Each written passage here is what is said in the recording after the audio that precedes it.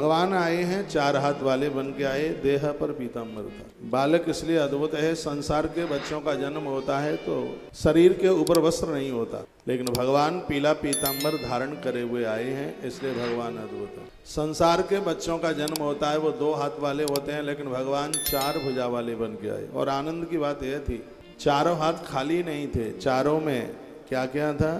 वर्णे चतुर्भुजम शंख गदार युधायुधम। ठाकुर जी के हाथ में जो चार चीजें हैं, आपके भी घर में, आपके मंदिर में वो चारों चीजें हों। क्या है भगवान के चारों हाथों में? शंख गदार युधायुधम। शंख, जिनके घर में शंख की पूजा होती है, उसके घर में गूंगे बहरे बच्चों का जन्म नहीं होता। शंख के द्वारा वाक सिद्धि हो जाती है, वाणी सिद्ध हो जाती है। शंख बजाना सबके बस का काम नहीं है। हमारे पुराण में, अग्नि पुराण में वर्णन है, तम्बाकू, गुटखा, बीड़ी, सिगरेट, शराब पीने वाले लोग शंख नहीं बजा सकते। शंख में ताकत नाभि से लगती। संतान को जन्म देने वाली नारी के लिए भी इसलिए निषेध कहा गया है शंख, कि कहीं उसके गर्भ में दिक्कत ना हो।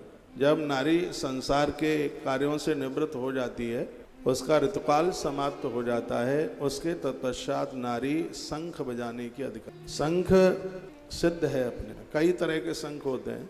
हमारे सनातन कार्य में शंख को बहुत पवित्र माना गया है। यदि किसी कार्य के आरंभ में शंख ध्वनि हो तो उसको बड़ा शुभ माना गया। भगवान श्री कृष्ण के द्वारा तो कुरुक्षेत्र में यदि युद्ध भी आरंभ होता है तो पांडव शंख बजाते हैं। कृष्ण के पास भी शंख है, पांचजन्य नाम के शंख से उसे जाना जाता है, जिसका रंग गुलाबी था। अद्भुत शंख। तो भगवान चार आयुध लेके आ रहे हैं चारों हाथों में। एक हाथ में शंख है, एक में चक्र। घर में चक्र रखिए, गोमती चक्र रखिए। गोमती चक्र धन का बिल्कुल प्रतीक है, श्री द्वारका से प्रकट होता है। जो भगवान के हाथ में आयुध है, चार आयुध चांदी के बनवा लीजिए, अष्ट धातु के बनवा लीजिए और भगवान सालिराम के पास रखिए। तो शंख, चक्र, गदा और पद्म। गदा बड़ी शुभ होती है, दुष्टों का मर्दन करती है, जिसको धर्म दंड भी कहते हैं, जिसको मुदगर भी कहते हैं, मुगदर। और एक पद्म फूल। कुछ चीजें हैं जिसे आप चांदी के बनवा लें, तुलसी चांदी की बनवा लें, बेलपत्र चांदी के बनवा लें। जब अभाव होता है, जब मिलती नहीं है, तो उनको आप फिर चढ़ाते रहिए। ऐसे फूल भी बनता है। कमल का फूल श्रीवर्धक है, घर में ऋण को नहीं रहने देता, तो आपकी पूजा में ये चीजें होनी चाहिए। मैं भागवत से निवेदन कर रहा हूँ, ठाकुर जी आए तो अपने हाथ में चार चीजें लेकर के आए। तो आखिर में उन चारों चीजों में कोई प्रभाव तो होगा।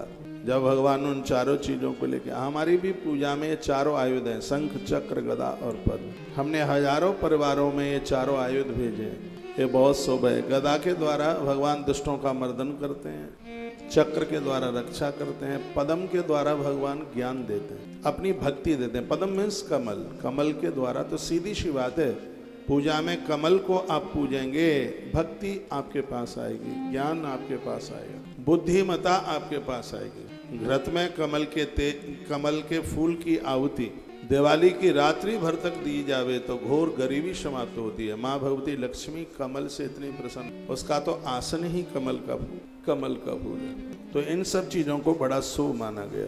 तो भगवान के आने पर भगवान अपने हाथों में इन चीजों को लेकर के आए।